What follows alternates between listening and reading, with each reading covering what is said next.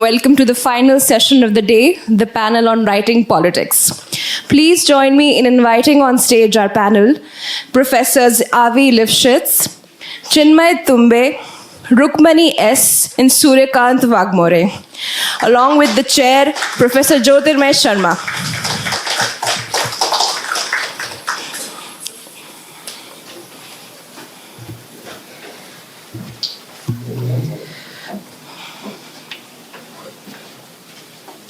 Thanks.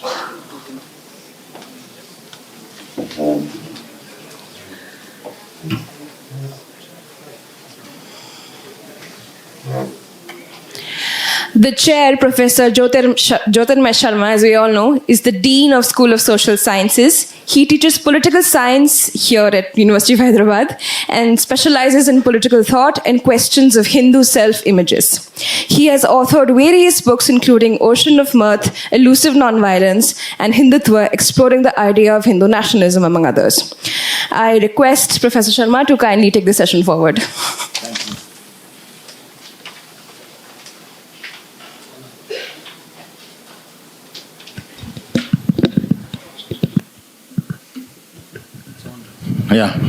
Good afternoon, everyone. Only academics come back to listen to a session on writing politics after a hearty meal. Civilized people have a nap. But I'm so glad that all of you are here in such large numbers. Thank you for coming. The idea of a panel discussion for me is basically that I ask the first question and then the four of them will talk amongst themselves, and I won't have to do much. So I'm hoping that this is what is going to be the format. What I'll first do is to introduce the panelists, say a word or two about writing politics, and then hope that this discussion will have its own life, its own momentum. So it's my absolute pleasure and honor to introduce Rukmini S. She's a data journalist, lives in Chennai. She's worked in the Times of India, the Hindu, and the HuffPost, and now writes for Mint, India Spend, and The Guardian.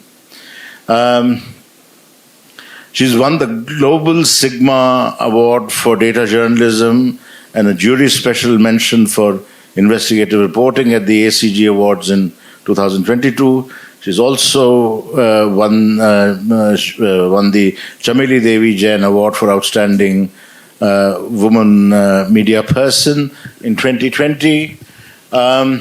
And her book, which I have here, Whole Numbers and Half Truths, is something which I would request everybody to read. It's taught me more than anything else in the last 5 years, and I say this without any hesitation.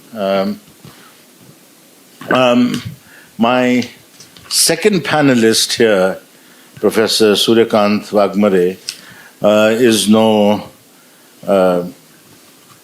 stranger to this campus. He was with me in another seminar in September, where we had great fun discussing whether Indians can think or not, and whether they had any special ways of thinking. He teaches at the Department of Humanities and Social Sciences at the IIT Bombay. He was previously with TIS in Bombay and has had a stint with SEMIS at the University of Göttingen. He has several papers, but his book, as well as another compilation that he's done, Civility Against Caste, and the other book, which is Civility in Crisis. And if you look at the subtitle of the book, it says Democracy, Equality, and the Majoritarian Challenge in India. couldn't be more appropriately relevant as it is today. So a warm welcome to you, Suryakanth. Delighted you are here. My next panelist is Chinmay Tumbe. Much in demand, difficult to pin down.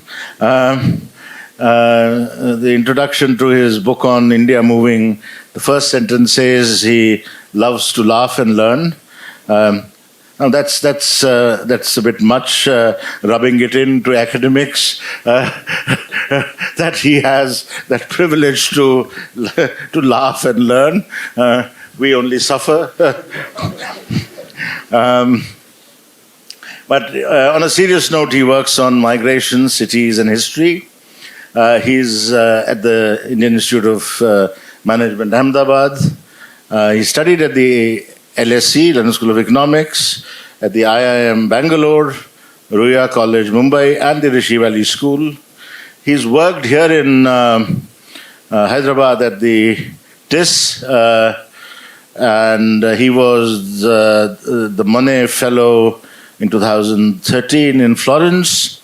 2018, he was the Alfred D. Chandler Jr. International Visiting Scholar at Harvard Business School. And he's recently done 2 books, India Moving, A History of Migration in 2018, and the second one is called The Age of Pandemics, 1817 to 1920, which was published in 2020. My last speaker, Avi Lifschitz, is Professor of European History at Oxford, Fellow of Magdalen College, and somebody who's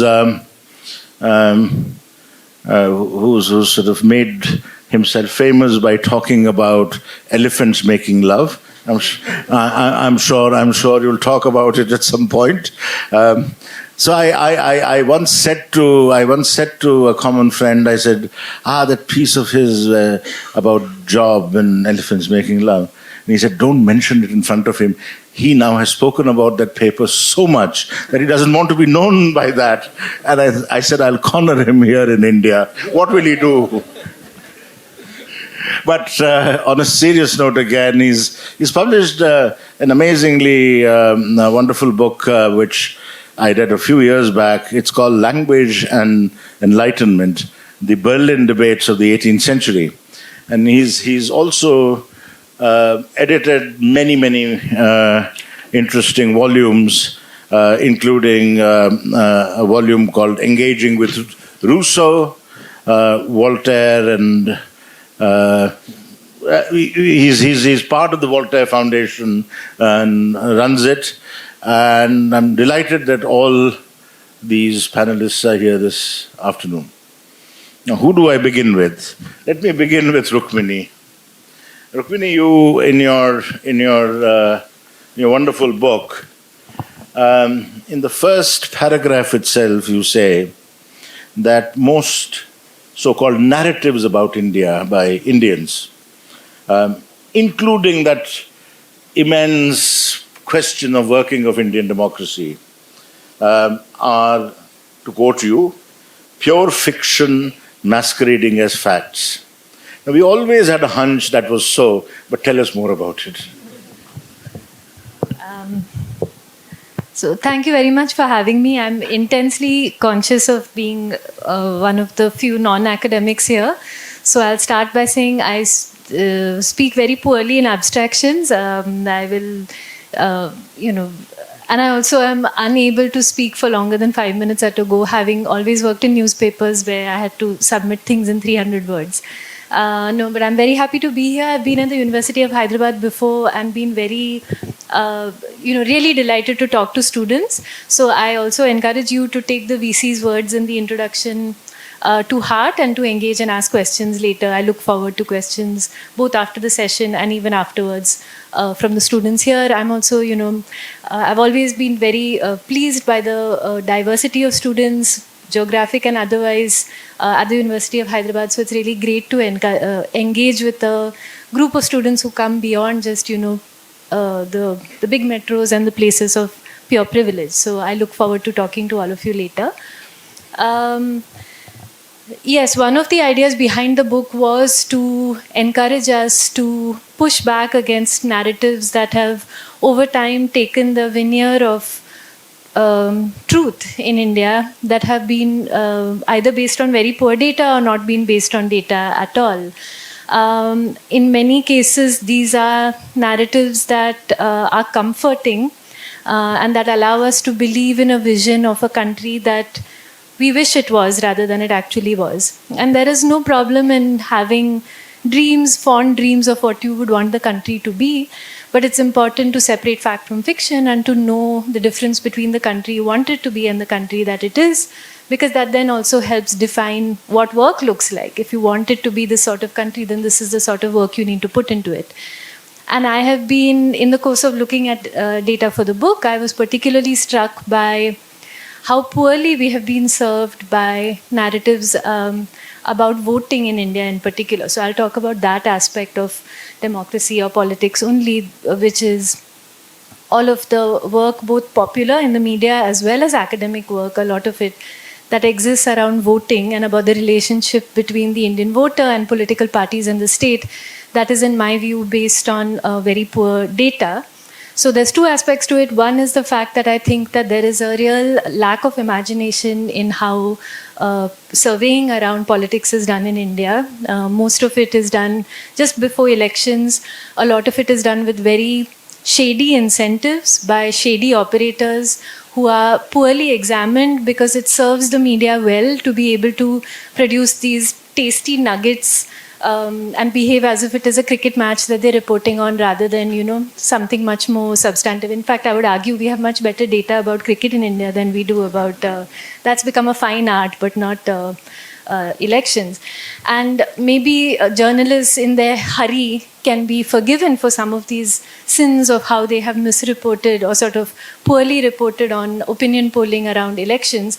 But I have a real bone to pick with academia, particularly people who've done a lot of work on political science and quantitative work in particular, who have for decades now relied upon very poor quality surveys that ask poor questions in a very outdated format and then take those findings very literally to produce very shallow versions of political analysis. So things like voters don't vote for caste and religion, they're voting for development, because you ask them, what are you voting for in the election? And everybody says jobs. You take it at face value and then you produce papers on, how much jobs matter. Even though in 2017-18, we had the highest unemployment of 45 years and an incumbent government was re-elected. How does that square with an pre-election survey in 2019 that asks, what are you voting for? People say jobs, and then the incumbent is re-elected. Shouldn't that give you some pause about the quality of polling and the dangers of taking it at face value? So that's one part of it. The other part of it is where data has existed, but we have for some reason chosen not to look at it or engage with it deeply over time. And here in particularly, I feel the liberal fantasy of a secular country that only had an intolerant fringe is one that data has not backed for a long time. If you look at opinion polling for decades now, it has shown that there is huge intergroup hostility about things like having a neighbor of another religion or caste, and very much so when it comes to things like intercaste or interreligious marriage. We have seen this in relatively good opinion polling for decades now. So for people to suddenly 5 or 10 years ago have some sort of moral panic about intolerance and sort of the lack of secularism shows a disconnect from the ground, and certainly a disconnect from what the data was telling us for a while as well.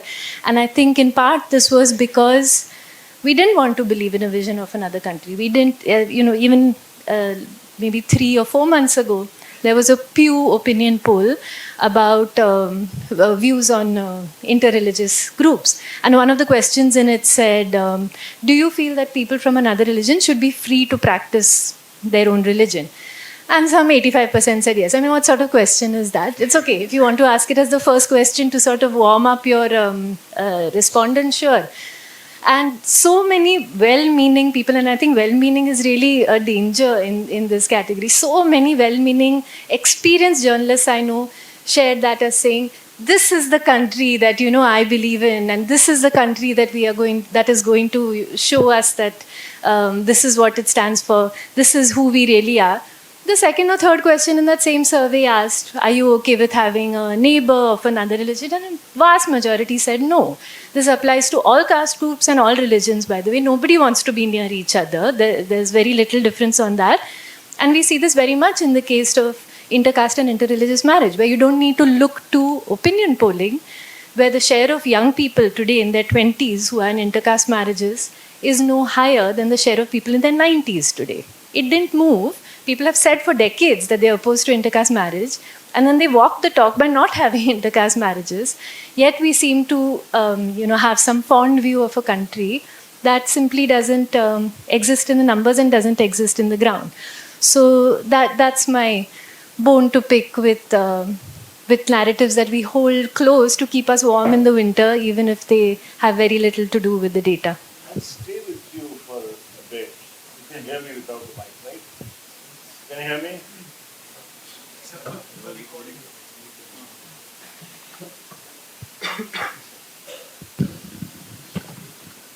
Stay with you for a little while. You say at some point that, of course, there are problems with statistics, that sometimes they are unintelligible or can be unintelligible. They can be out of date, hard to find, harder to communicate. But you say at some point statistics alone don't tell us everything. They need, discussing in a different context in the morning, you said they need context, they need interpretation, and interpretation that is free from ideological spin and can be held up to light. What does the latter mean? How is an interpretation free from ideological spin to be held up to light? Because you said in the next sentence, lovely sentence, numbers enlighten, empower, elevate. So tell us, how do they empower, enlighten, and elevate without necessarily having an ideological spin? When I was a reporter in newsrooms, there was always a huge emphasis placed on field reporting. And with good reason, the field reporters continue to, in this country, bring you stories that you would never know about. So, there's a lot wrong with the Indian media, but the reason we know about what's happening in the country is because of the extraordinary courage at great personal cost of, individual journalists, often very poorly paid, often in non-English newsrooms. So there is huge value in field reporting. However, there is sometimes a valorization of field reporting to a point where it seems as if numbers then are cold, lies, something on paper, disconnected from the ground. And I think that's probably a view I too shared at some point. It has been a huge realization for me in the last 10 years that I feel that I now have a greater understanding of the country by looking at representative national data than I ever had as a field reporter. I value my field reporting and the reporting of others to fill in the gaps, and that's part of what I try to do in the book, use field reporting, others' views, expertise, to fill in the gaps in the numbers. But we all live in bubbles, and some of us acknowledge that, some of us don't. Field reporting too is its own bubble. It means you've gone to one village. Often in political reporting, you land up under the closest peepal tree in the middle of the village, talk to the 10 lightly employed men who are available at that time of day to talk to you, and produce that as some notion of how things operate in that village, how people are going to vote. And there is a view of the country that lives in statistics that I never knew of, and I think a lot of people don't know of, with the effect of the bubble effect that we all live in. The fact that the intercaste marriage number shocks so many people, I tell them, is because in their own worlds, they feel they've seen this change a lot. or they feel that incomes have grown a lot. So then household consumption expenditure data for the whole country comes as a huge shock. When you tell people, for example, that in 2023, if you spent more than 5,000 rupees a month in urban India, that's what middle class is. That's what puts you in the middle of the country, not anybody's notion of what a middle class really looks like. So one thing that's existed for decades now, and for strong historical reasons, is there is a pretty impressive statistical architecture that does exist in India that continues to stand, partly because of how well it was built, and because there is great scrutiny all over the world. It is highly, this isn't a case of numbers operating in the dark. There is huge international interest and scrutiny and supervision of data. So there is extremely high quality, nationally representative data that is produced. It's often difficult to understand. I think the access issue has again improved in the last 5 years. It's difficult to understand. It often operates in a language of its own. And then bringing in context into that data becomes extremely important. So those are sometimes gaps that are hard for one person to bridge, right? When you look at numbers or engage with them, how are you going to bring in all of the context that those numbers need? So if you look at crime statistics in India, for example, or health statistics, both areas that need huge context because of what official data misses, there is no way that looking at the numbers alone are going to be able to give you that. So that context necessarily comes from what I would imagine classifies as qualitative work, roughly. So this includes field reporting, it includes conversations with people, it includes talking to experts, it includes really trying to understand how those numbers are collected and where they come from. So I remain extremely positive about what can be done using Indian national data. All of my work is around public data only, public data produced by the government of India. And I remain extremely positive about what can be said about it. In fact, to the point that I think that there is more of value and more of reach of the country that you can say about government-produced data than you can from virtually anything else. However, the cost of this is extra work, things like getting context. It's not going to come easy. And vigilance. It means that paying huge attention to exactly how these numbers are collected, and when minute things change in their definition, is something that all of us invested in using this data will have to do. It's not going to come easy. Thanks. The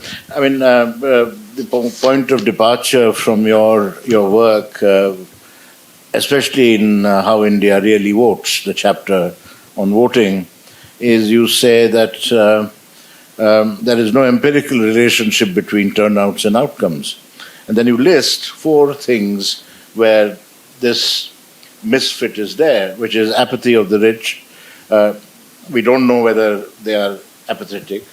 The relationship between literacy and voting, the urban and rural patterns, and finally the question of migration. And that makes me turn to Chinmay.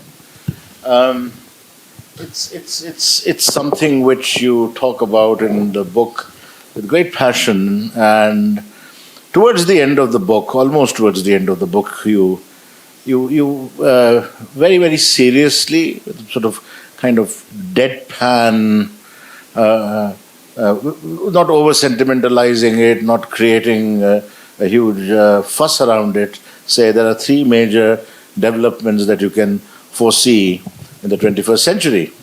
And you list them as the great Indian migration wave, which will move southwards because of the wage differentials that will outweigh linguistic barriers. So people from the north or elsewhere coming to the south. The second you talk about is climate change, or erratic weather patterns, and so on and so forth. That will affect not merely internal migration, but also international migration. And the third you mention is the fact that as the economy grows, the country will become a country of immigrants. Are you scaring us, or is this true? Yeah, firstly, thanks for this, invitation. I think it's fair to say that migration is definitely among the top 2 or top 3 burning political topics in every country of the world today. In a lot of countries, it is international migration. In some countries, it is internal migration. And in some countries like India, it is both international migration and internal migration. And this fear of migration is not new. We've been here before. About 100 years back, there was also a huge wave of a kind of an anti-migration rhetoric. So this is also in some sense, it can be seen as an ideological pendulum, which has moved from one end to the other. For example, Donald Trump, who's probably the epitome of a highly nativist streak today. His ancestor, moved at some point from Germany to the US in a wave of migration where about something like 50 million Europeans moved from Europe to USA in what is called as the age of mass migration between roughly 1850 and 1920. It was also a time period where a lot of Indians moved around the world. That's why you see Indians in cricket teams around the world today, a lot of their descendants and so on. And so the migration patterns have been there internally, internationally, and yet today we live at a time with a very heightened level of fear, both at the international level. You look at the European Union countries, you look at US. In India, invariably elections, you saw the Jharkhand election where suddenly the fear of the Bangladeshi immigrant was kind of a political hot potato issue. And almost every state government election today has a very interesting agenda on political manifestos, which is job reservations for locals. Right? Almost every political party in India has this at some state or the other, saying if you vote us to power, we will reserve jobs for locals. And these are in states sometimes like Jharkhand, which is a state of net out-migration. More people leave Jharkhand than go in. But even there, you have a nativist kind of a sentiment saying that, we don't want these outsiders. And I think this is a fundamental battle of this century, which is this cosmopolitanism versus nativism. I'll just say a few points regarding this. I'll start with my name in particular. So my surname, we're probably the only Tumbes in the world, and we always get asked this question. There are Tembes and Tambes, which are very Maharashtrian sounding, but we never heard of a Tumbe. And the name itself is linked with this idea of nativism and cosmopolitanism. This particular family was in a place called Shivaji Park in Mumbai, which is the Mecca of cricket. People like Tendulkar and Kamli and so on who played there, but also the Mecca of anti-nativist sentiment, right? You had political parties who were virulently at one time anti-South Indians, today anti-North Indians, depends on which decade you're looking at. But in the 1960s, very anti-South Indian. And we chose the name Tumbe to sound Maharashtrian. Right? I mean, it's really interesting in terms of personal identity at the family level. And everyone thinks we're Maharashtrian. And my mother happens to be Maharashtrian. But my father's side, which is where the surname is from, it's the name of a village in Karnataka. So it has nothing to really, and it's not even on the border. It's almost on the border of Kerala. So it's in the deep south, but it's a name which sounds Maharashtrian. And it just fits, and we were in the melting pot of this Maharashtrian culture, which was virulently anti-South Indian. And that's the form of assimilation which our particular family, chose in the 1960s. And I'm sure many people are subtly doing this in different parts of India, where though the Constitution of India says you can move freely, almost any place, there's still some parts where you can't move freely, but almost anywhere you can move freely. There are articles in the Constitution which support that. Invariably, in real life, you often encounter obstacles. And some states more obstacles, some states less. I'll talk a little bit about Hyderabad, since all of us are here in Hyderabad. Hyderabad is in a way the place where the the nativist political movement of India actually began. And this began in the late 19th century during the Nizam period, where you had the Mulkis and the Ghair Mulkis as a huge burning hot potato political issue, where they were angry that outsiders from North India were coming and taking jobs of the administrative positions in the Nizam's kind of administration. And some argue that this is the root of, one strand of the roots of the Telangana movement is in this outsider-insider kind of movement. So we belong to a state right now which has seen a lot of these struggles. Then there was angst against people from coastal Andhra. So huge migration from coastal Andhra Pradesh to Hyderabad. A lot of the business capital of Hyderabad is seen to be coastal Andhra. And there was resentment against that. And now that Telangana as a state is formed, of course, the reality and that's the interesting thing about the politics of migration in India, is that Hyderabad is a booming city, growing at an exponential rate with people from all parts of India coming. But at a very subtle political level, no politician can really say that we're completely open for business. Anyone is welcome. And come election time, invariably there'll be an undercurrent which says, we have to job reservation for locals. Invariably that comes. So in Mumbai, for example, the other city where anti-nativist, let's say nativist movements have been very strong, despite the rhetoric, the on-ground situation has often been, let migrants come. So in India, what you see on this internal migration politics is a very high political rhetoric, which basically says the default is, support locals. Outsiders are seen to be some sort of a negative phenomenon, often blamed for crime, rapes, and lots of issues. But at the same time, in many parts of India, the political establishment is astute enough to know that, look, development does often mean some amount of migration, and this is inevitable. So there's this fundamental paradox which happens in India. Having said that, there are, of course, parts of India which have been quite open, and often those are places which themselves have seen a lot of out-migration. So two states that come to mind in India, Kerala and Gujarat. Right? So Keralites are all over the world, and Gujaratis are all over the world. And you find very little anti-migrant rhetoric, for example, in Kerala and Gujarat so far. You never know what happens in the future. And the last thing I just want to mention about this is the first time that migration has really come onto the national discourse, especially internal migration, was during the COVID crisis. And I think all of us out here have seen what happened during the first lockdown, where people were literally walking back home. And that's when you realize that there was always this political thing about, insider, outsider, and so on. But it was fundamentally, as we saw during COVID, essentially something about class. Right? It was a whole invisible class of workers in India who for the first time got public visibility because they've literally seen walking on the roads back home. So we are an interesting country where there's a lot of anti-immigrant sentiment which is coming in during political times.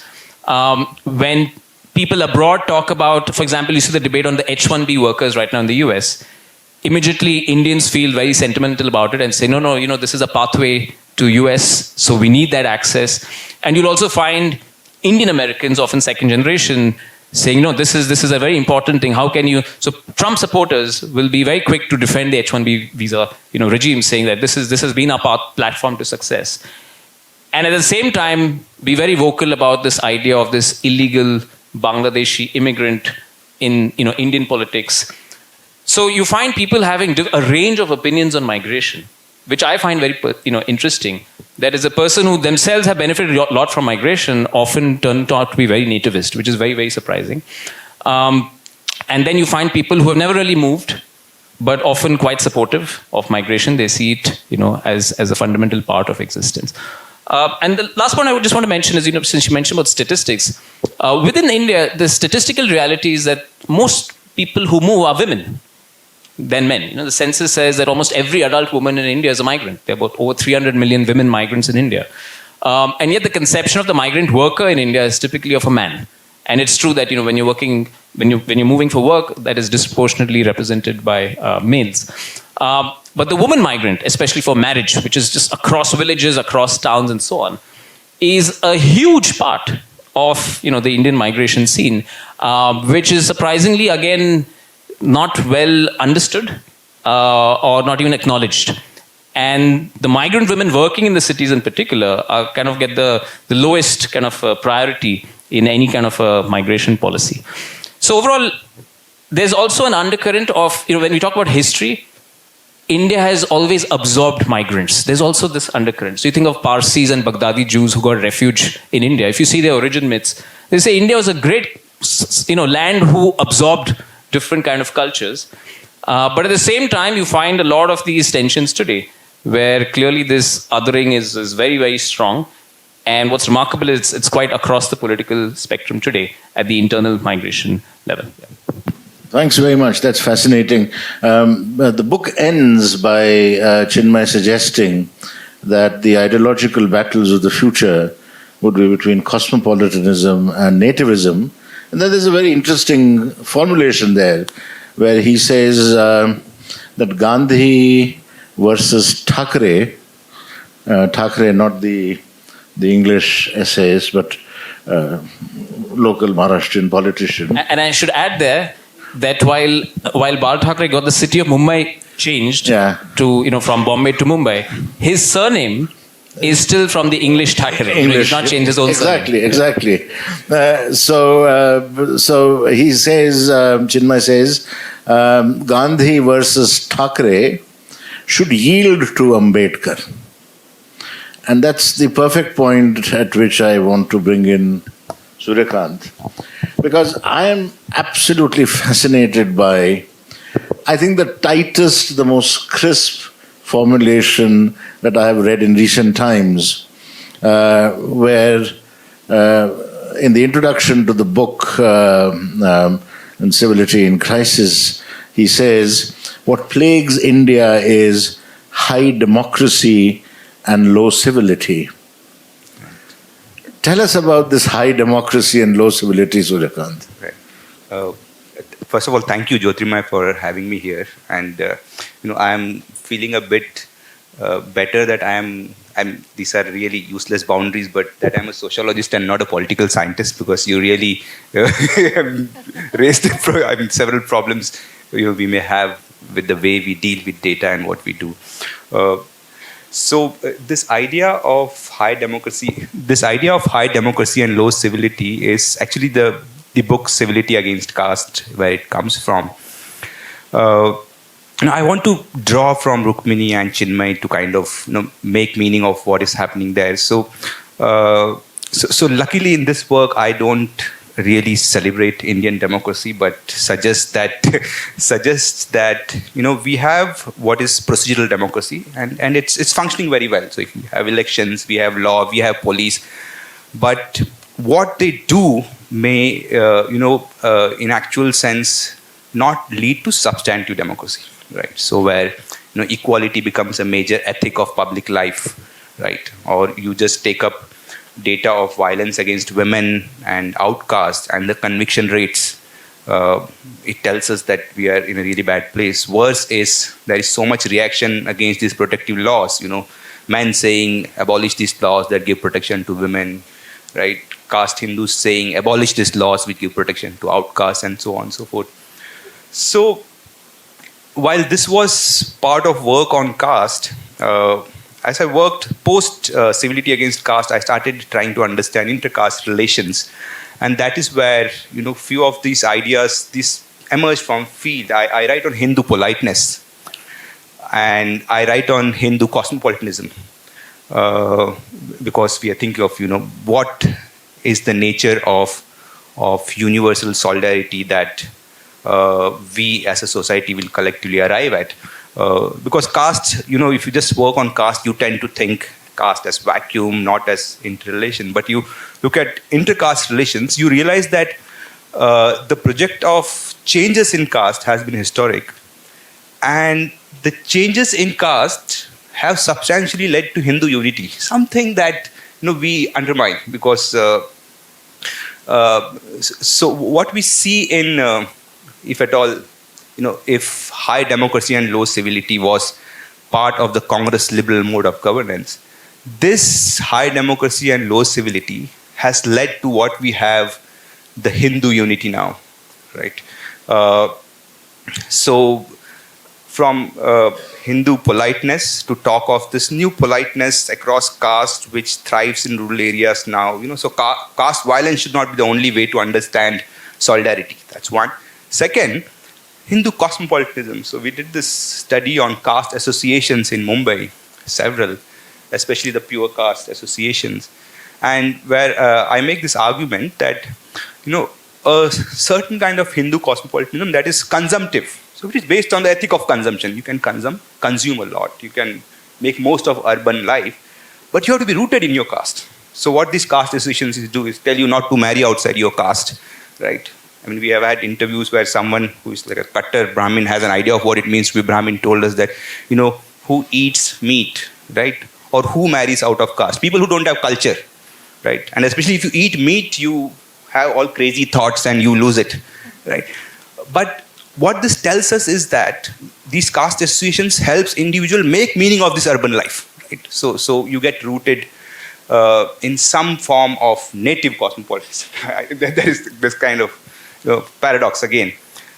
Having done this, moved on to work on making meaning of Hindutva, and my new work is on the making of Hinduism as a civil religion, where I suggest that Hindutva is now, as opposed to scholars like Ashish Nandi who imagine that, it is Hinduism that will counter Hindutva.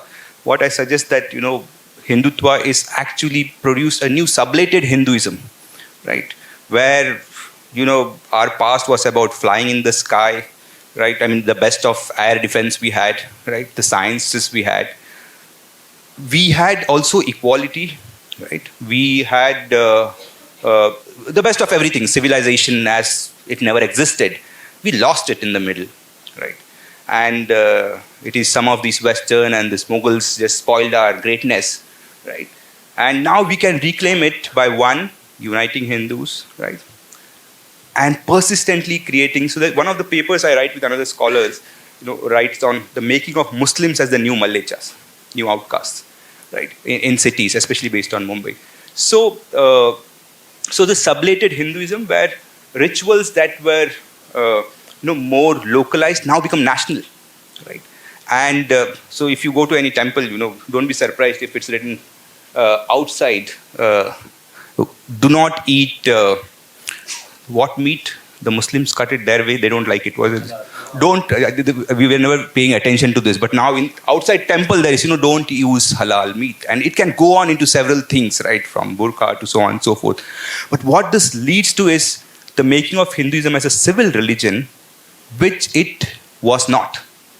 I mean, you may wonder this again, how? I'm saying that it leads to this countering of estrangement. See, a lot of Shudra castes have achieved a lot of material mobility, right? And their way of being citizen is now being a Hindu citizen, right? So in that sense, there is a national element to this, right? So therefore, when we make sense of democracy, recently I wrote something in Times of India on, actually the title was, the making, thinking and voting like a Hindu. They changed it to something else.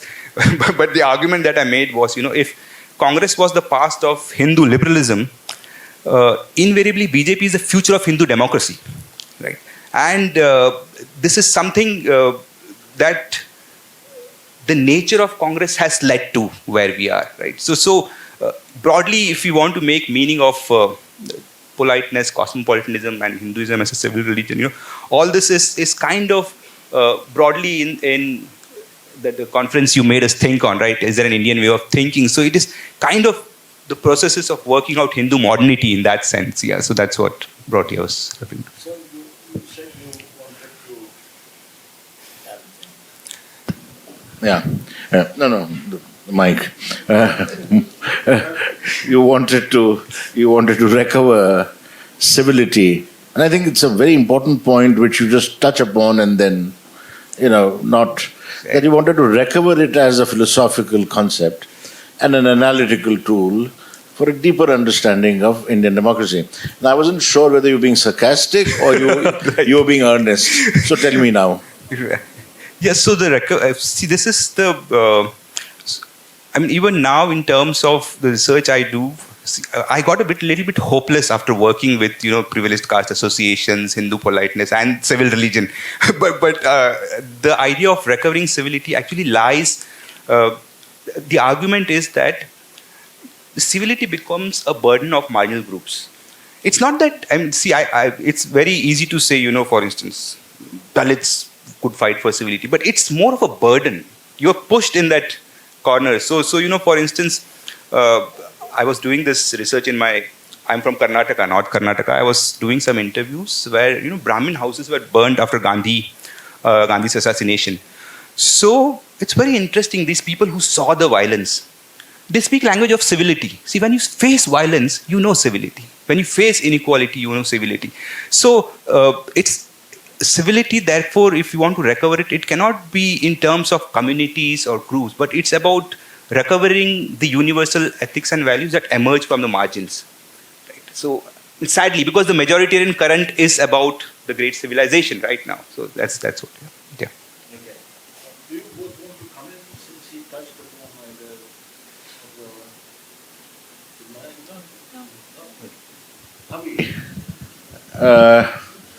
what would have Frederick II made of all of this? I mean, would he have listened to people, or would he have been the tyrant?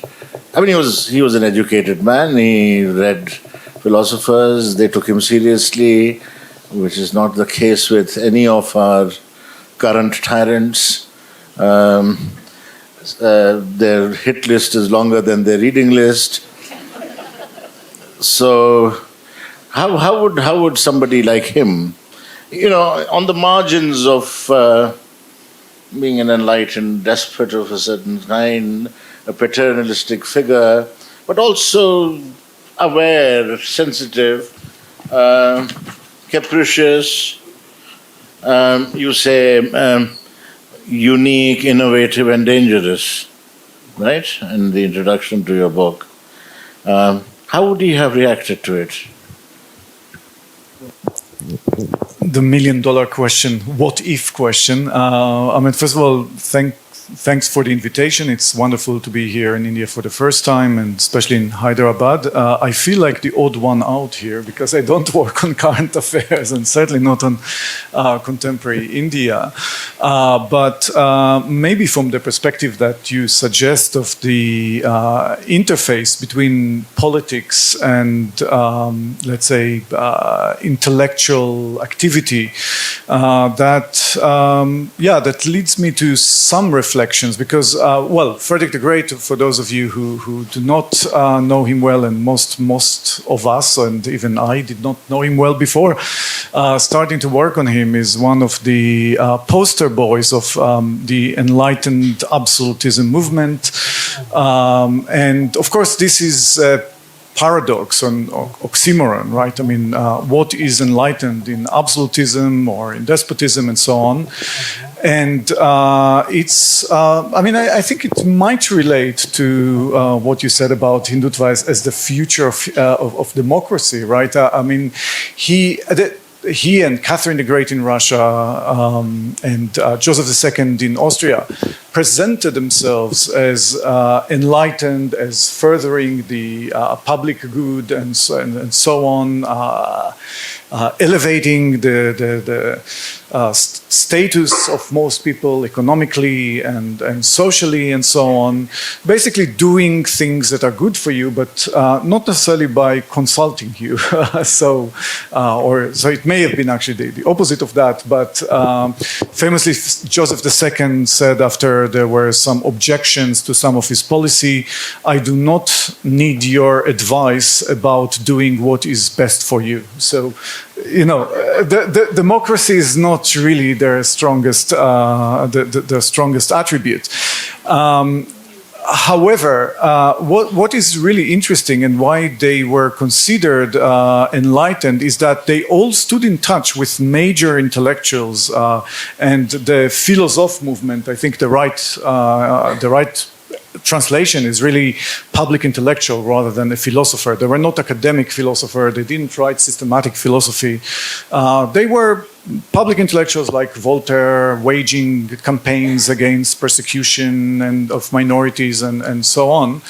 And interestingly, the enlightened absolutists felt that it adds something to their public appeal if they are in contact with public intellectuals. And of course, the public intellectuals gained something from their association with the monarchs. Many of them, like Voltaire, thought that this is the best method to bring about realizable reform in such a complex system as 18th century Europe. You just whisper on the ear of the right monarch. Unfortunately, he thought, I cannot do it in France, so I just whisper on the ear of Catherine and Frederick, and they will bring about this transformation, and later on, the monarchs here at home will adopt it.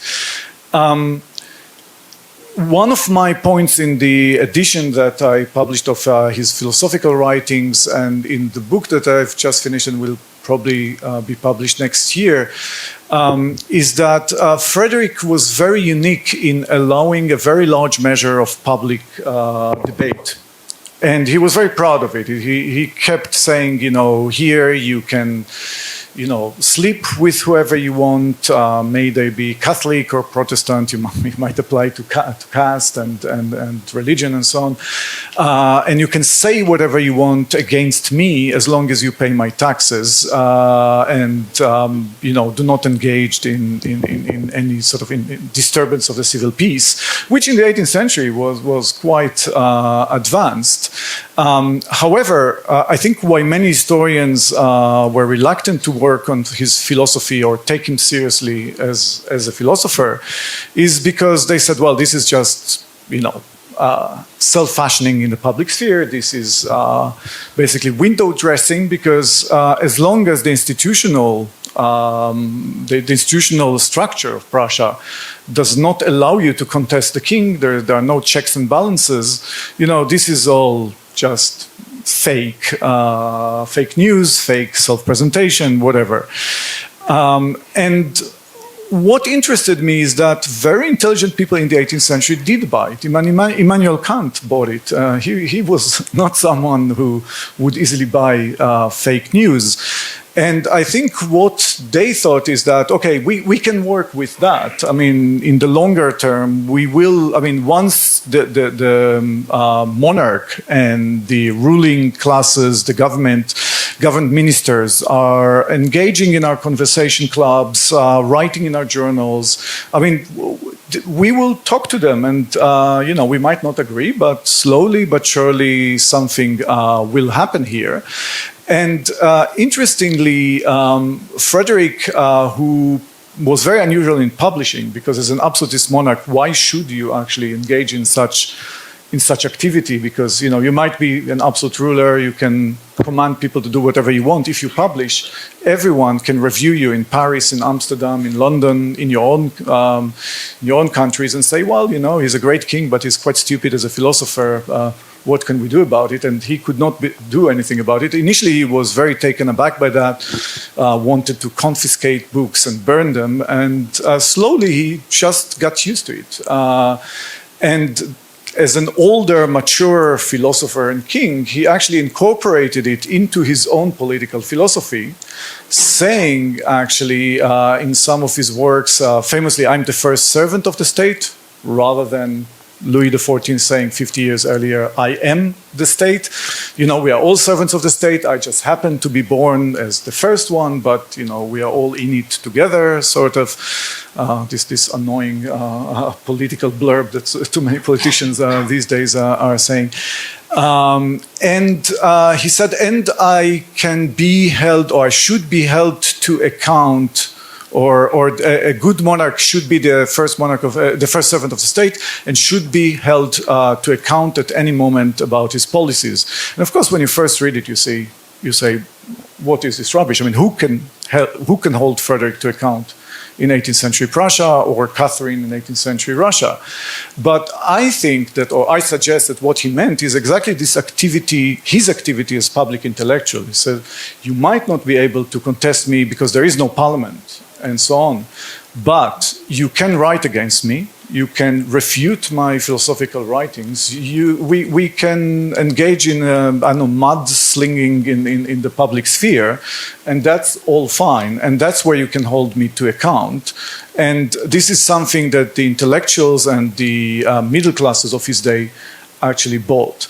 Well, how is it relevant to what we discussed now? It's very difficult for me to make the connection, but I think one interesting feature of present-day politics that might not have been the case, let's say, 60, 70 years ago. If you think about John F. Kennedy and his sort of Camelot in the White House, he brought in many intellectuals. He wanted to be seen with writers, authors, novelists, and so on. We don't have to go all the way to Donald Trump, but you don't even, you can't even imagine Bill Clinton doing it to some extent. Well, he wrote something with Tom Clancy, but does that really qualify? I can only think of maybe Philip Pettit at Princeton consulting the Spanish Prime Minister, former Prime Minister Zapatero. But again, is that serious? To what extent is that really a collaboration and so on? So, what is the link between public intellectuals and the work today and electoral politics? Is there something in electoral politics that is actually undermining such a collaboration? Actually, all those populists, they say, I really represent you, not these intellectual judges, academics, and so on. I mean, experts, right? So maybe that's ingrained in that. Maybe you can only be an enlightened absolutist ruler in order to engage seriously with intellectuals. I really don't know. These are just reflections that I'm throwing up in the air. You threw well. No, that's fascinating. Before I turn the discussion on to the audience, what I would like to do is to invite all the panelists to, just ask a question which the title of this afternoon suggests. How do you envisage writing about politics from the perspective of data, or from the perspective of civility or migration, or from the fact that the absolutists today are not enlightened? What would be the next few years, decades be like? Rukmini?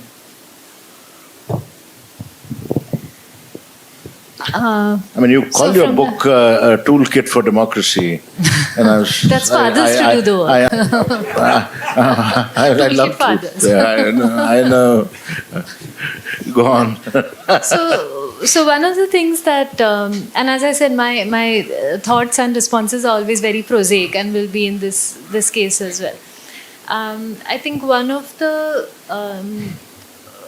sort of hidden aspects of engaging with Indian data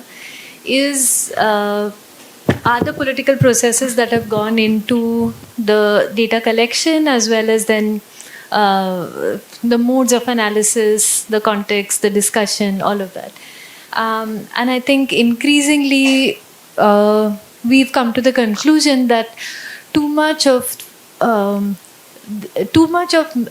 methodology, measurement, etc. around Indian statistics is the quiet part, the part that's not been said out loud, and so it's harmed our understanding, of across the board of socioeconomic data. So I'd say, for example, when it comes to work, labor, and employment, when you look at the actual way in which measures are defined, it comes as a huge surprise, and then it sort of starts to explain things like why you're seeing why female labor force participation numbers look the way they do, that sort of thing. I think you also see it in the case with migration, and Chinmay has pointed this out in a lot of his work, which is there's a multitude of definitions, starting with whether you're looking at migration from place of birth or migration from most recent place.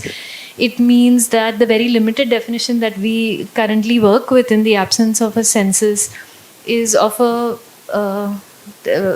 it's a strange definition of migration. And I think, again, something that most people don't understand, the current definition that the NSS operates with, for example, is there another place that you've lived for a significant period of time, prior to where you are being counted right now, and that significant period is 6 months or more. So again, I don't think it fits in with most people's conception of what migration is. So we've been strongly advocating for and encouraging more people to engage with measurement, methodology, definitions, because if I think of it as writing politics, to me, this is the part that is ingrained into the numbers, and by not looking at it more strongly, you sometimes, I feel this with people with opinion polls as well, there is a fair amount of unwitting propaganda that happens to the best of us. So there is intentional propaganda, and good luck to them, right? The people who intentionally want to spread propaganda. But there is a fair amount of pushing lines that you don't intend to, because you have not fully engaged with the data, you have not fully engaged with the question, and you are pushing a line or a point of view that you may not intend to, that can be very dangerous. I think this happens a lot when people engage with data around work, for example, and so for example, India's unemployment rate has been under 5% historically. If you engage with these numbers without context, without understanding the definition of unemployment, which is, by the way, the most commonly used definition is now the current weekly status. So if you worked for 1 hour in the last week, in the preceding week, you count as employed. And this is not some big conspiracy by the Indian state. This is a common ILO definition. There's no real, but you need to understand that when you're talking about employment under 5% and feeling that means that the economy is delivering, you need to know this is what this number means. It means 1 hour in the preceding week or 30 days in the preceding year.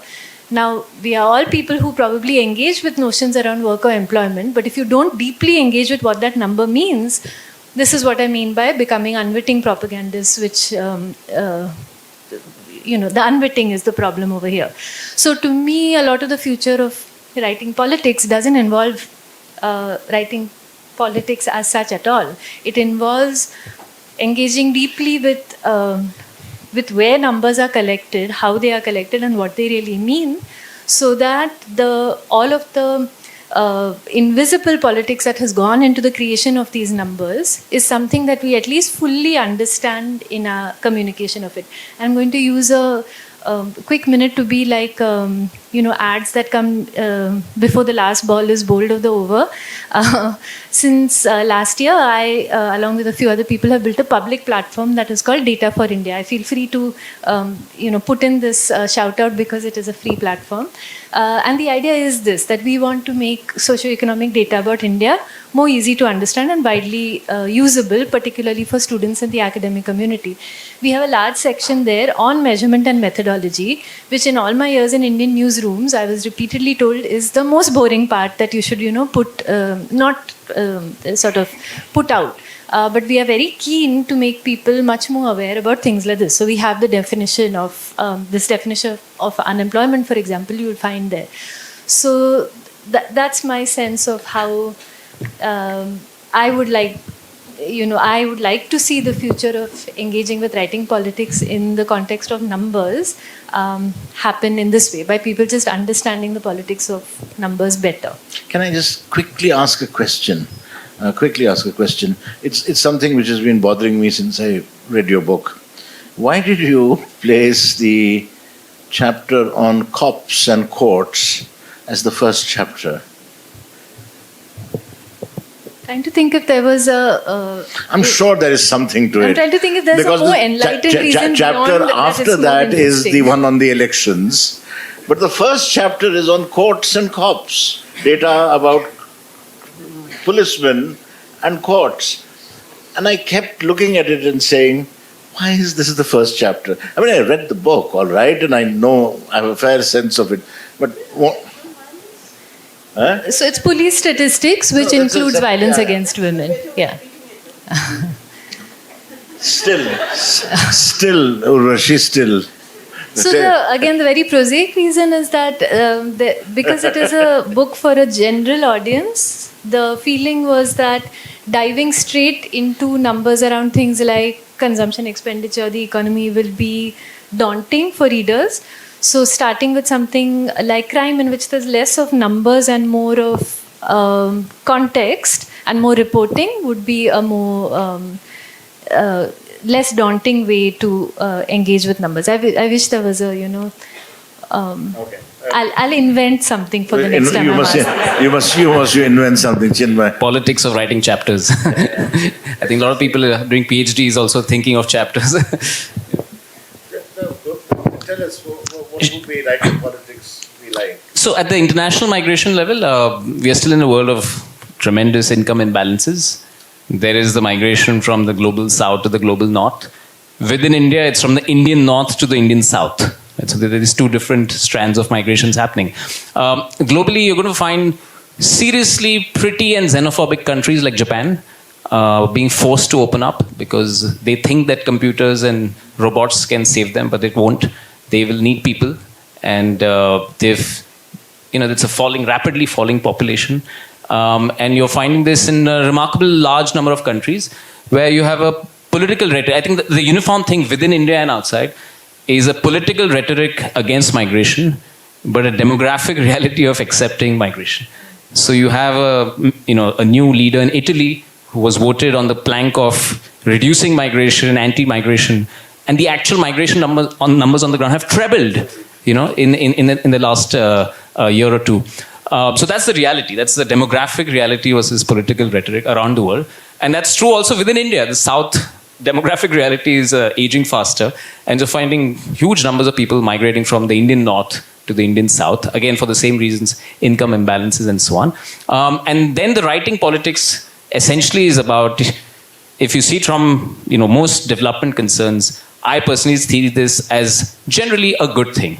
People moving with their feet, people moving to better opportunities, better aspirations, lots of things, what Ambedkar famously said of, having a new life in a new place. But the politics of it is going to be so strong, so virulent, especially within India, as these undercurrents go. I think a lot of this is going to play out, unfortunately, in India at the political level. And I think it's important for academics, it's important for people who work on migration to kind of present migration, its entirety, its complexity, its the history, to really acknowledge the reality of migration. And of course, there's a large part of migration which is just very distressed, highly exploitative, highly vulnerable, and how do you make that better? And ultimately, it's this fundamental paradox between, or let's say the disjunction between the rhetoric on one side and the reality. I mean, we talked about Bal Thackeray, and I'll end on this note.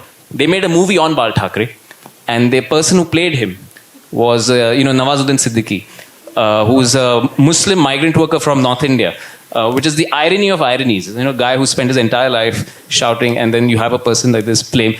And that movie was backed by the party. So it tells you, there's a rhetoric, but then when you want the job done, you get the best talent or quality from wherever, and you don't mind that. So I think that's the fundamental contradiction that you're going to see play out. Fabulous. Yeah, Rukmini. One of my favorite anecdotes about this, the reality that the southern Indian states are confronting about, slowing down of population birth rates, and then how they're going to deal with it. And yes, the second part of it is moderating of the anti-migrant rhetoric to that. But even just the demographic reality, one of my favorite anecdotes has come from the last few months from a southern Indian state that I will not name, that had a law in place that barred people with more than 2 children from contesting local body elections.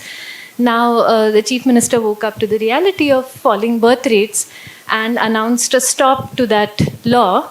And maybe 3 weeks later, the Chief Minister proposed a new law that only allowed people with more than 2 children to contest elections.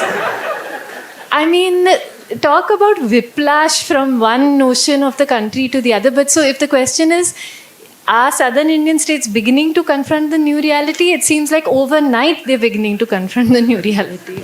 Absolutely. I love that coercive state policy is the answer to everything, though, either this way or that way. Absolutely. Writing politics for next 20 years or forever, I would suggest that it's very important to look at the larger pressures and forces. For instance, this 2-child norm is there in Maharashtra also. And sadly, I came across, one of the panchayat members who aborted a child. His wife was pregnant. And this tells us of the nature of society that we are. So, I mean, between Rukmini and Chinmay, it really helps me think, and your own take on the nature of state and the despotic state, especially. I think big data and good data is very important for us. Quantitative data is important for us to make sense of social forces and the nature of change in society. and migration especially tells us of the important role capital plays in changing community, and this is kind of central, right? The capital and the community intersection and even conflict. But what it translates into in several times and spaces, right? And what do we achieve out of it, is a problem of, that is where the problem of civility comes in, So for me, it's very fascinating that Shiv Sena started beating up South Indians first, North Indian first, but they killed more Muslims, right? There was some kind of Hindu solidarity working. It's very interesting. For instance, Brahmin houses were burned after Gandhi died. Brahmins were not killed, right? So be very attentive to the question of violence. How? By focusing on politeness. Don't study violence, study politeness, because politeness itself is very violent. Study cosmopolitanism. Carefully study cosmopolitanism. Because what you may see is an ethic that is about totally anti-stoic, anti-stoicism. It's not about bringing the farthest one closer to you. It's about holding on the closest closer to you, right? And consistently building barriers. So be attentive to these things. I think writing politics is it's about understanding, right? It has to be exploratory, right? Not always can we be causal, right? But writing politics is also a political process, And for that, you need not be political. Just be attentive to things around you. I think that's very important. Thank you. Thank you. Fascinating, yes. Yes. Yeah. Well, I think I will take it in another direction, perhaps, that follows up on Professor Mahajan's excellent talk, and reflect a bit about the future of the history of political thought, or what political theorists, intellectual historians should do or might want to do over the coming decade or two. So as the political situation becomes more dire, more pressing, more heated, I think there will be, and there is already, a tendency to become more modern, and there is a contemporary turn in a way in political theory. Political theory always had this sort of tendency, but in the history of political thought as well, at least within the UK, the three leading degrees in Cambridge, in London, and in Oxford, I think, have seen a shift towards sort of more interest from students in the 20th century. Even the 19th century is becoming more and more early modern for many students. Professor Vorsakis will be able to correct me if I'm wrong. And I would, especially within this context, make a call for working on other periods, working on other communities, working on political contexts that are supposedly completely alien to us. And this is exactly Professor Mahajan's call for historicizing. So it's not about necessarily historicizing a particular notion, but it's about alienating our own political notions and what we take for granted within the context of a very pressing and heated debate, because then we tend to stick to, it doesn't matter on which side we are, on the right or on the left, we tend to stick to our guns and say this is the only proper definition of liberty or of justice or of equality and so on. And by working on completely different notions of liberty, as you've done, for example, in the Indian case, or in the case of Quentin Skinner, let's say, early modern European sort of neo-Roman notions of liberty that have been overtaken, overshadowed by negative notions of liberty, we might recover roads not taken or resources with which we can work, and that might eventually aid us to find ways out of those either or black-white political debates through the history of political thought, because if we keep sticking to our current predicament and the preceding, I don't know, 50 to 100 years, we're likely to find what we want, or we're likely to find what bothers us, and not necessarily alternatives or roads not taken. Thank you so much. Yes, that's wonderful. Now what I turn to the audience and questions. I promise to take in as many possible. I'll be very unfair. I will not be objective at all. So, Georgios. Exactly. Thank you. I really learned an awful lot. Thank you to all panelists very much. I have a brief question for two of the speakers. Professor Tumbe first. How important is the other way around in terms of migration? Countries that are extremely worried about depopulation. This is not something I know about, but reading Ivan Krastev after Europe, I realized how serious the problem of his country, Bulgaria, is. They're in a terrible panic. They've lost almost 1/3 of the population in recent years. So some countries think they will disappear. India cannot, you can't imagine this here. You are the most populous country in the world. But countries are beginning to think we will disappear as an entity, simply not through war, but through out-migration. And to Avi, yes, it's very depressing to think of Kennedy having as important people as Schlesinger Jr. As advisors. May I remind you, Nixon had Kissinger as well. I mean, not comparable as an intellectual figure, but they needed them. There is a country, this is partly joking, partly a question. There is a country where if a president doesn't mention two philosophers per 10 minutes, they will not be taken seriously. France. So might that be that's Voltaire's revenge in a way, that in France you have to be seen as an intellectual to be taken as a presidential figure. We'll collect a few more questions. Yeah, the gentleman there. Yeah. Good afternoon. As a Gadakar, I share the identity crisis with the names Waghmore and Tumbe. But there are a same question to the both of you, Dr. Tumbe and Rukmini. So you've mentioned about the women migrating more than men, the data that says, and you acknowledge that statistics has a gap that needs to be filled. So how do we look at how qualitative data addresses these issues? Because we now acknowledge that there is a gap that statistics leaves us with, and there are works that writing politics and sociology and history keep doing. But somehow the objectives and the depths have not reached by collaborating what statistics does and what qualitative data does. So in the field of writing politics, how would you both address using qualitative data, or do they just remain as the starting lines of a chapter of Mere Piya Gaye Rangoon? So that is something I would want to address. Okay. Are there any questions? One minute.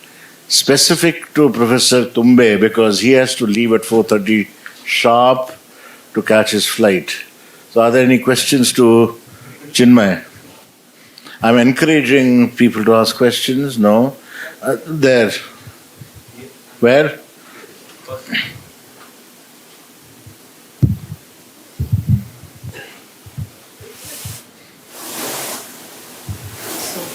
I have two questions mainly.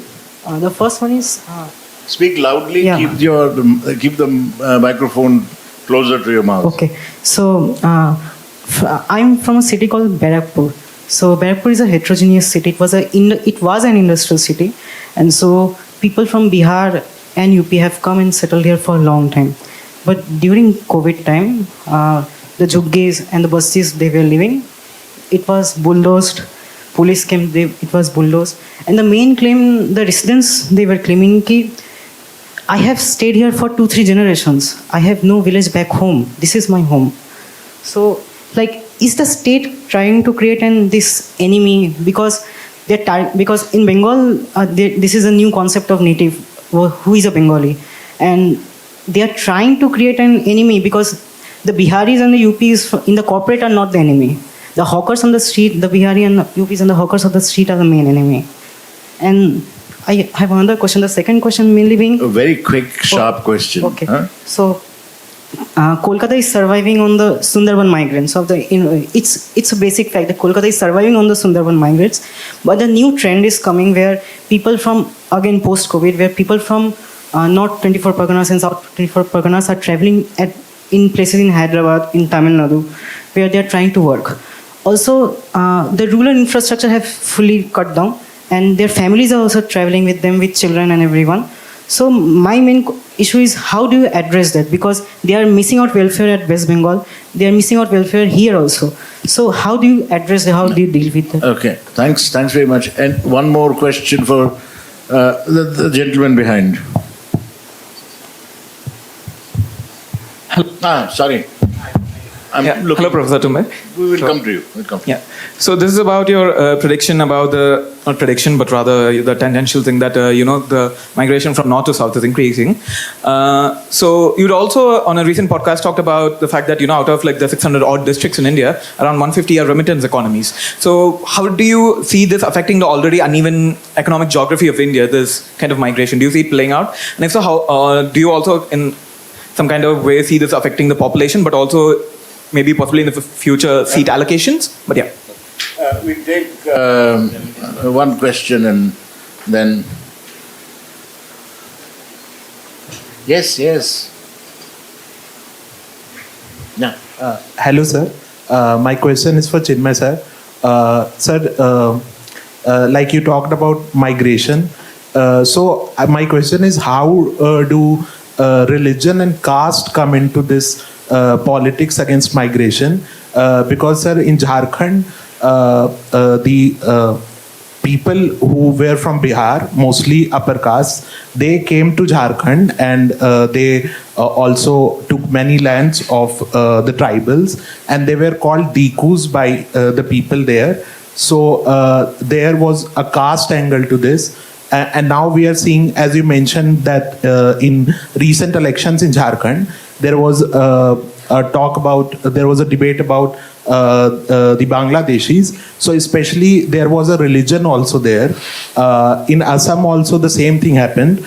Earlier, both Hindus and Muslims who were from Bangladesh were opposed by the Assamese, but now there is also a differentiation between one religion and the other religion. So how do these identities come into this politics?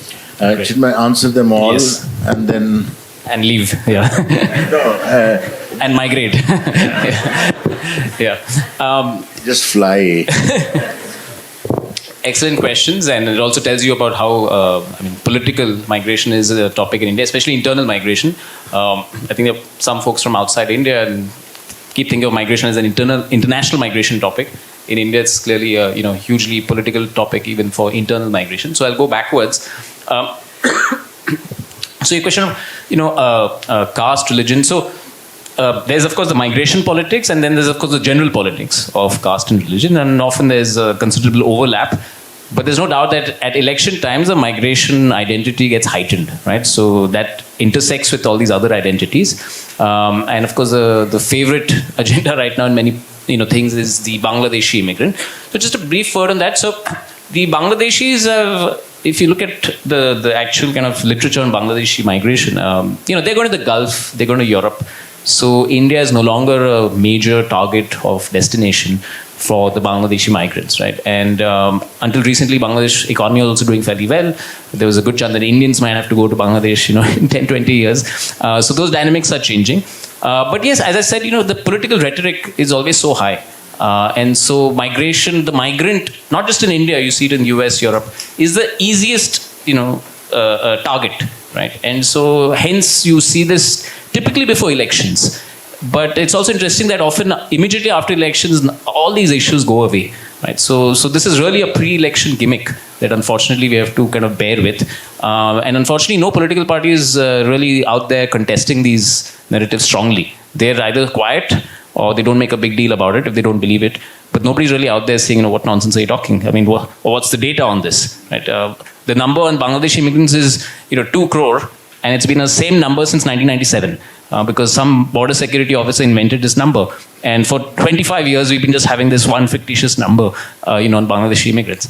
So that's, I think, the limited point. I've written separately on migration and caste in particular. Question on remittance economies. All over India, district clusters and so on, they're unlikely to kind of disappear anytime soon. But as I've also pointed out in my book, different economies, different remittance economies have graduated to. So Udupi is a remittance economy, but it's a rich district, and it's still going to be a remittance economy 10 or 20 years down the line. But the nature of its development profile is very different from a remittance economy like Saran or Azamgarh in North India. So you will find remittance economies in South India as well because of this culture of migration, a lot of districts. But I don't think you should equate all remittance economies as kind of basket cases of out-migration. There's some which are economically quite dynamic despite the remittance culture. So I think that's the limited point. And again, there's the South Indian remittance economies are in a way doing better on most human development indicators than when I say North, I'm really talking about this Bihar, UP, Madhya Pradesh kind of a belt, not really Delhi and Punjab. There's a question on Bulgaria and parts of the world depopulation through out-migration.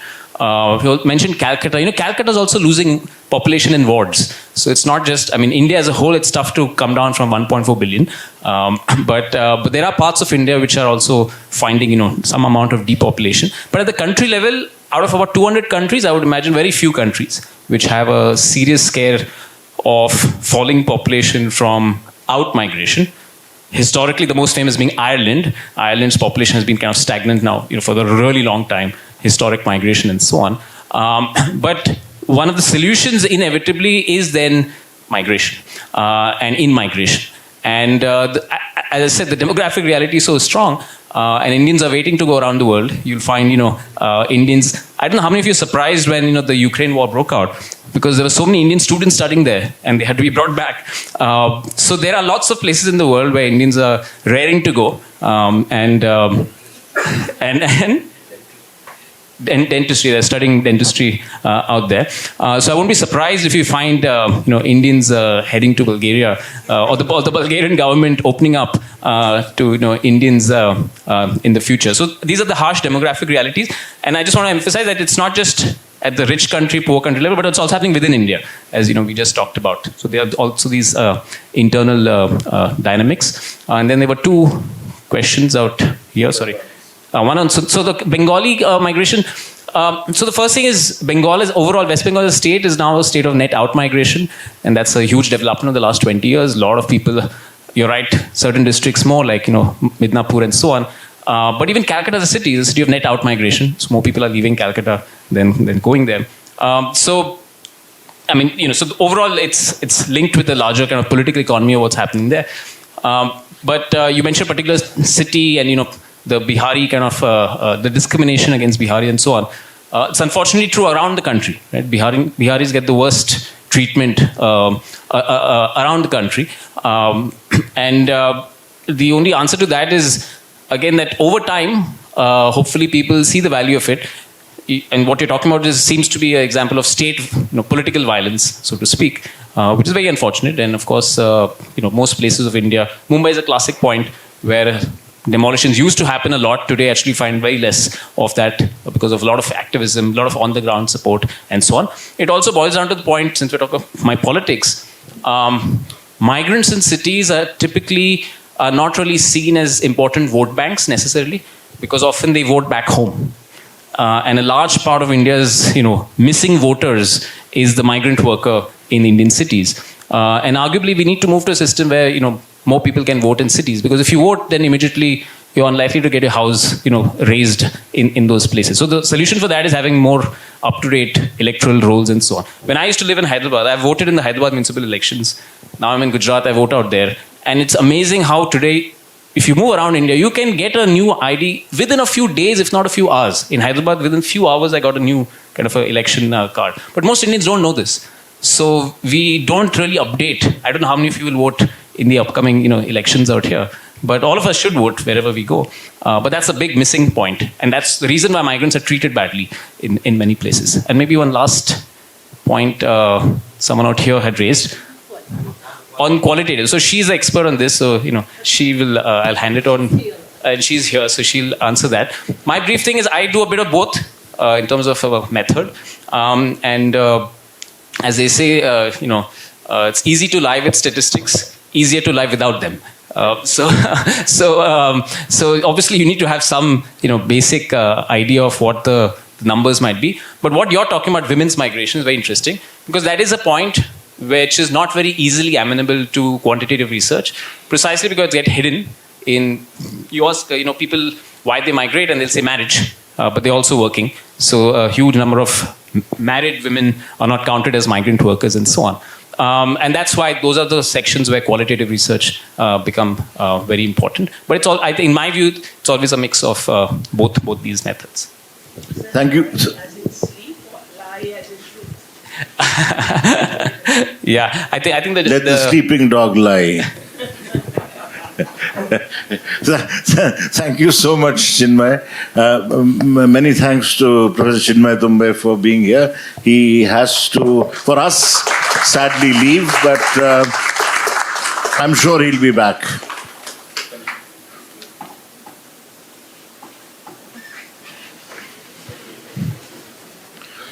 We'll continue with the... Could Answer. I thought we'd collect a few more, but answer Georgios. He wants an answer. Yeah, I'm not the one to leave him without one. I mean, my facetious answer would be this is exactly why Emmanuel Macron is doing so badly recently in the polls, because he takes philosophers seriously.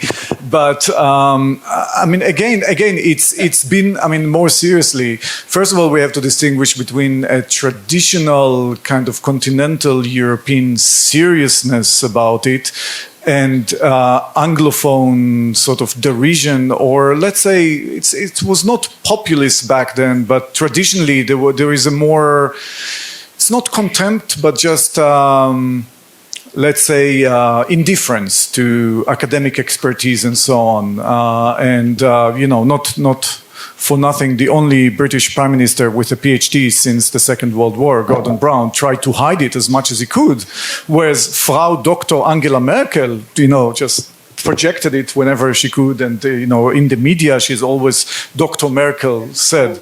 I mean, but I mean, the fact that so many German politicians, even after Kohl, has been caught faking doctorates, speaks volume for the value of an academic degree or for the doctorate in German political life, which is something that is unimaginable in America or in the UK. So first of all, there is this distinction. And secondly, I think there is the transition from an age where it was fine, maybe not to be an intellectual yourself. I mean, we can even think of Al Gore attacked for even being able to speak French and German because he was educated in a boarding school in Switzerland, and he had to kind of deny it or, French and German, that's very unpatriotic. I mean, being able to speak that. I think there is a transition from that into actively being anti-intellectual, which is the sort of new populism. And that's almost inherent in that, right? Because you have to position yourself as talking for the person on the street, right? And by definition, any expertise is to be viewed with suspicion. So, it may have been a feature of French politics up until now, or German politics for sure, but I'm not sure this is a feature of, Marine Le Pen or the Alternative für Deutschland, the AfD, or the, the far right, the Freedom Party in Austria, whose leader has just been entrusted with forming the new government. I mean, if anything, they are trying to keep intellectuals at, a very far remove and so on. Yeah. Okay, we'll take a few more questions. Could I quickly respond to the qualitative question? Sure.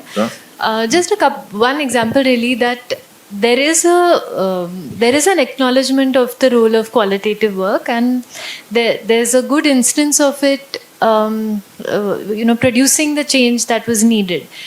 This is when it comes to the role that feminist labor economists have played in particular. And Urvashi ma'am was mentioning this in the morning when I was talking to her as well, that there is good work that shows that the nature of how you ask women a question about the work they do produces different results, because most women are conditioned into thinking that the work that they do is not economically productive. It only supports the household and not the economy, and are unlikely to respond to enumerators that their work is economically productive. But there is good work that shows that probing questions designed to elicit these responses or time use questions can produce this. And I think it is a combination of good qualitative work and advocacy by feminist labor economists that has produced this result, that the question now is asked in a better way, and this is a widely acknowledged aspect of labor force participation data. So to me, that is one of the recent wins, at least when it comes to qualitative work informing better quantitative work. We will collect a few more questions. The gentleman there. We are out of time. 4:30 we have to stop. A few more questions. What did the Vice Chancellor say in the morning? I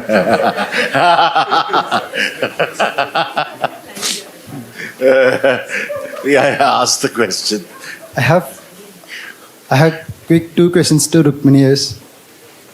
I've read your book and found it extremely insightful.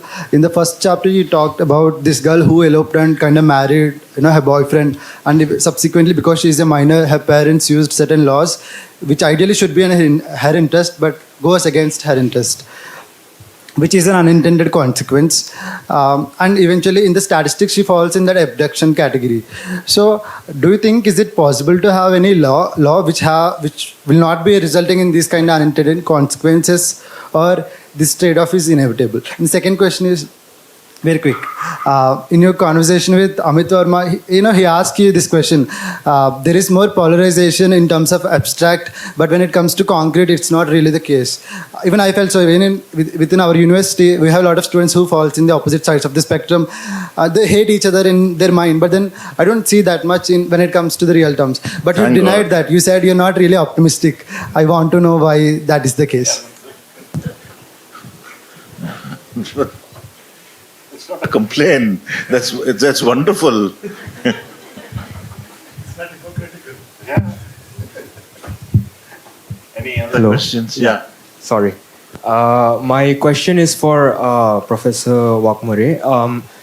I've listened to you speak here twice before, thanks to IOE.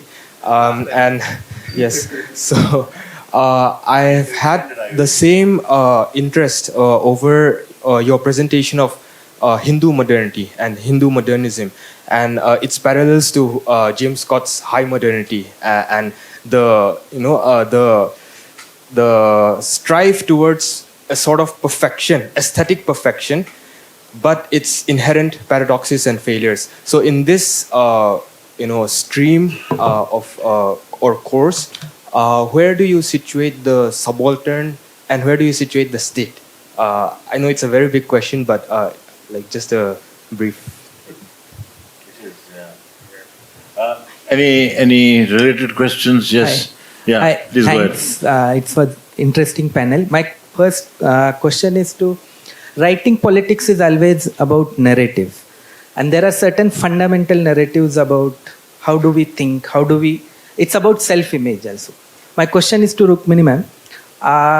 Is it that what we wish, it's not the lack of what reality, the difference, gap between reality and what we see, is it because of that fundamental narrative, like US has that fundamental narrative about land of opportunities, similar to that? My second question is to Suryakanth sir. If we see in 60s and 70s, single caste organizations are seen as a moderating or mediating democratic transformation. Now, if you are saying they are making a Hindu unity, is this what happened to that translating modernity of democracy? Is that project is complete or it's still happening? Okay, 1 or 2 more questions and then I think we'll have to... defy the Vice Chancellor.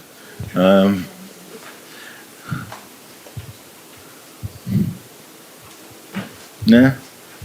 One, the lady there and then Professor Swarupa. So this is regarding COVID deaths. Since you and Chinmay Tumbe are already working, I'm asking this. So data suggests that marginalized communities, SCs, Adivasis and migrant workers bore the brunt of COVID-19. So how did the structural inequalities in Indian healthcare system exacerbated this toll among these groups? And also how the digital divide among these groups, digital access also caused a death toll in these groups. Professor Swarupa.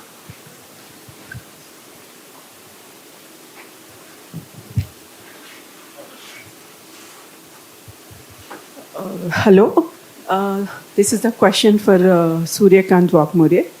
What is your take on categorization of caste, especially scheduled and ST, within the southern India?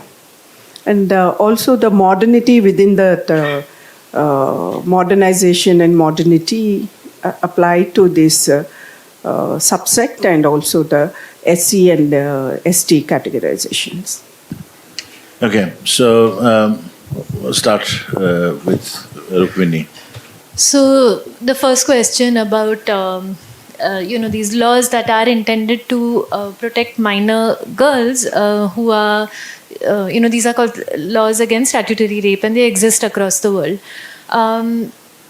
There are solutions that exist in other parts of the world, one of which is age proximity that is applied in other countries, where if the the boy, even if he is not a minor, but if there is age proximity of a couple of years, then judges see it differently.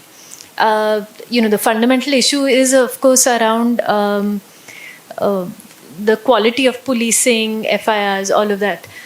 But one of the really worrying consequences of what happened in the aftermath of the relook at criminal violence laws 10 years ago, which happened in the aftermath of the Nirbhaya case in Delhi, is that there were amendments made to the law that were again that came from a reactionary place, that have produced deeply worrying results, which is now shown widely in the data, but there is no reckoning with it. And as Chinmay spoke about things that political parties are either silent about or don't speak about, this to me too is one of those areas. So one of the things that happened with the criminal law amendment is that we essentially took all discretion out of the hands of judges, and until then there was a fair amount of discretion that existed, where if the judge could see in court that this was a consensual relationship, they were able to reduce the sentence to time already served, and the accused was essentially let out immediately. Now, the media reporting around this tended to be judge goes easy and lets boy off with 1 day, that sort of thing, without looking at the whole time. So now there is no discretion when it comes to these cases, and there is a minimum of 10 years. With really deeply worrying consequences, particularly because we know that that this is much more likely to happen in the case of interreligious and intercaste relationships. We are seeing this from analysis of IPC or BNS or whatever. We are also seeing this from analysis of POSCO. So this is happening in laws that are meant to protect children as well. There really nobody who works on sexual violence laws in the country will have looked at any of this data and will have a different point of view from what I'm saying. So it really would require extraordinary political will to essentially amend some of the aspects of that law. But in my view, they absolutely need amendment. They're poorly thought out, dangerous laws that have made the lives of consenting couples who go against their families far harder in the country. So that's one.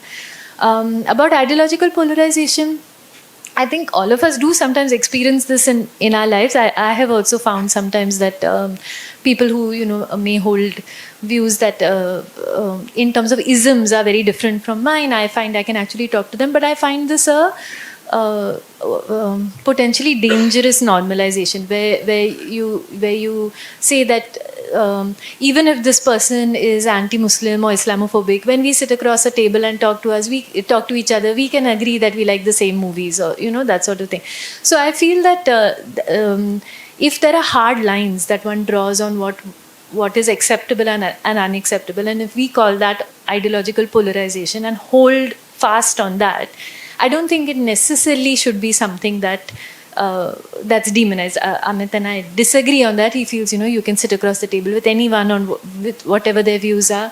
I think some of us will feel that there are some hard lines. You cannot go past those. So that's just a personal disagreement. Sorry, on the question there, if you could just remind me with one word. Oh yes, yeah. I think yes, these foundational narratives change a lot depending on the nature of the group. And so with liberals, it is this narrative about a warm, welcoming, secular country. Perhaps in other groups, it is a narrative about a historical past. And I think most of this not looking at data or misreading data is to sort of allow you to continue holding those narratives close. I do think that is the case. It's things that give comfort and that don't disturb one's worldview. And we've seen this in a variety of ways. On your question on COVID, so I'm very wary of ascribing causality to things that are not well studied. So let me tell you what is relatively known. And I think on the specific issue of whether there was a relatively higher mortality among marginalized groups, including SCs and STs, there isn't data, so I won't speak on that. But there is some data to show on, because this would require a survey. We don't have this information on our own. It would require a separate survey. The SRS doesn't collect caste data. So, however, there is data by looking at PIN codes. And there is a way, an algorithm to assign whether it is a poor area or a rich area looking at PIN codes. So there is work done by an epidemiologist from Princeton in Madurai in Tamil Nadu, where he essentially said that poorer PIN codes were less badly affected in the first wave, but worse affected in the second wave. And there are some links there to population density, access to water, etc. So that much is known, but not beyond that. The digital divide, we certainly see it in digital access data, where we see that marginalization is a predictor of lower access to digital information. We have good recent government data on this. But again, the connection of that to COVID mortality, because it isn't well studied, that's not something I'll volunteer an opinion on. Suryakanth, you have the last word.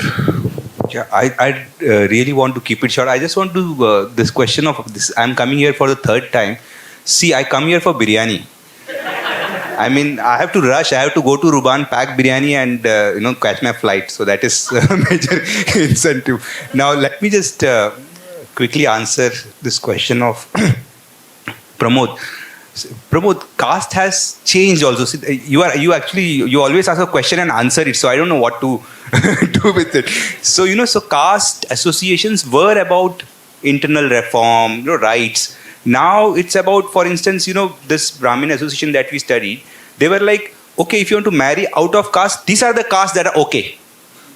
Right? Now, this is what is leading to Hindu solidarity when I mean, right? So, for instance, we studied around 1,000 matrimonial advertisements. Interesting, there was one Maratha woman, highly educated. She was like, caste no bar, SC/ST please excuse, OBC please excuse. Just please listen to this carefully. OBC please excuse. Every caste above Maratha she had listed. So there were like 40-50 castes listed. These castes are okay. Now understand the nature of change. So that's what I'm meaning, that the nature of modernity and what we are becoming. Right. So all this is to do with also material mobility and the kind of. So who can you sit with? Who can you make friends with? It's very layered that way and. So that's why when I say Hinduism as civil religion, it's enabling some form of political unity amongst Hindus. We cannot undermine that, right? So that's what I was saying. See, this question of subaltern, I would say, tomorrow Uday is here, right? Uday Chandra is here, and So who is a subaltern is in itself, Narendra Modi claims to be a subaltern, right? Right now, our CM of Jharkhand is subaltern or not. Now, 2 terms CM, 29% tribals only. I would say the kind of universalism he manages to promote and come to power is in itself to be studied. I think it's right. It's kind of an alternative to the majoritarian currents that is happening. Right? So maybe it's not mere subaltern versus right the dominant. Yeah, we could leave it at that. So I think India is a very interesting place. I think India was the only country in pandemic where people were dying of lack of oxygen in other countries. We were dying on streets walking. So what makes us so special in terms of lack of empathy, compassion, right? And how do we normalize it is a question to struggle with for all interested in human sciences, right? And I wanted to quickly say that we have a Masters by Research program at IIT, 20 seats. One of it is called Human Sciences. So Masters by Research in Human Sciences, Sociology and Literature. Very few applicants are coming. Maybe jobs are not there. We get, but please spread the word so that we get more applicants. Thank you. Well, Swarupa's question, categorization. Oh, okay. See, categorization. If you are an activist, you want an answer like yes, no. But I'll give you an academic answer. Categorization is inevitable. Categorization is inevitable because division based on caste is inevitable when you write it into policy. When the state, what was the meaning of state policy? It's very interesting. State recognized scheduled castes, scheduled tribes, and later OBCs as categories for protection. Now, this woman writes in her matrimonial advertisements, SC, ST, OBC, please excuse. So it can have multiple meanings. But what is fundamental to this category? That it's based on internal division. So whether you like it or not, categorization will be demanded and it will be used by mainstream parties and it will come in. Right? So it's already there. I think in some states it's already there. Now Maharashtra will have it.